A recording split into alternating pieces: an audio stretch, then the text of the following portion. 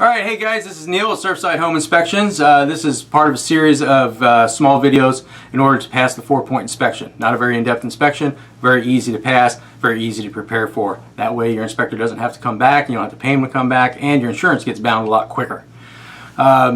This one, we're going to look at receptacles and general electrical stuff. Electrical receptacles, switches, things of that nature.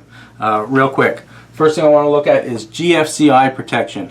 That's the little protection. Let me show you here. That's the little protected outlets that you find in your bathrooms, in your kitchen, and now in your garages. Now currently, the current code requires that we have these things in the bathrooms, the kitchens, the garage, outside receptacles, by laundry tubs, anything, any receptacle within 6 feet of a sink or shower or tub, and they mean that by running a string, a 6-foot string. If it's on the back side of a counter and you can reach the kitchen sink from it with a 6-foot string, then it needs to be GFCI. Now, keep in mind, if your house was built back in the 70s and they weren't required in the kitchen at the time, you're not required by law to update them, but some insurance companies are making us do it anyway. Some do not. You won't know until the 4-point is submitted. I would, generally speaking, I would just make sure that you have them in the kitchen and the bathrooms, and you'll probably be okay. Some insurance companies get a little more particular. So either way, let me show you something here about this. As you know, you can test them. They got the little test button. Bam, okay, and then you reset it. Alright, this is a tester. You can buy one of these testers at Home Depot or Lowe's. They're $8, $13. Get the one that has the little button here for testing the GFIs. Okay, and then there's a bunch of little symbols on there that tells you exactly what everything means when the lights come on. In this case, these two lights come on, this one does not. It's wired properly. Little test button, boom, the power went out. Okay, and that's the way it's supposed to work.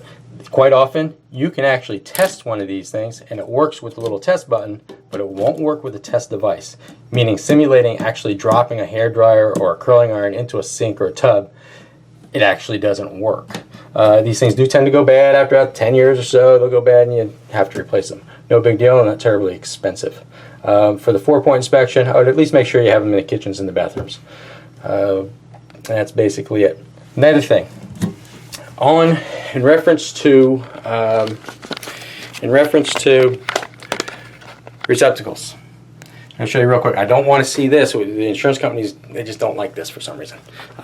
Well, for obvious reasons. Here, right in here, we don't want to see this. We want covers on all of the receptacles and light switches.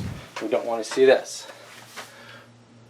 Okay, now, that said, listen, I don't go around and check every single receptacle. I don't go moving furniture. I don't do things like that. But if they're blatantly open, then I got to put them on the report. So go ahead and cover them up. It's a good idea anyway. It keeps kids and stuff from sticking screwdrivers in there. And actually, the problem's more with adults than it is with kids.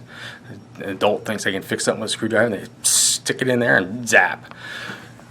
So take care of those. That's about it on that. The other thing is, if you have ceiling fans that have been removed or light fixtures in the ceilings and the wires are just sticking down, those are actually supposed to have a wire nut on the end of each of those. Just put it back up in the box and put a cover on it.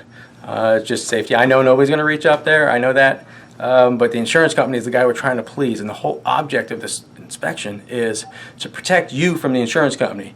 Once we do the inspection, you get your insurance. 3 months later, if there's a claim and you have a problem with your washer or dryer or something else goes wrong, your plumbing leaks, if they go look at that report and they find that something electrically wasn't reported, they'll say that's a fraudulent report, we would not have insured you with this, in this manner, and boom, all of a sudden you are stuck with fighting with them to cover it. The attorney will probably get it pushed through and they probably will get paid anyway, but why go through the headache?